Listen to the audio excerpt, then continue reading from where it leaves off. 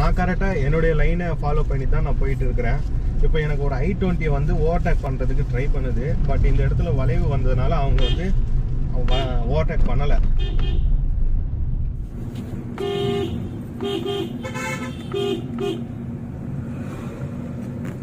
இப்போ இந்த இடத்துல செகண்ட் கியர், ரொம்ப குறுகலான ஒரு வளைவு.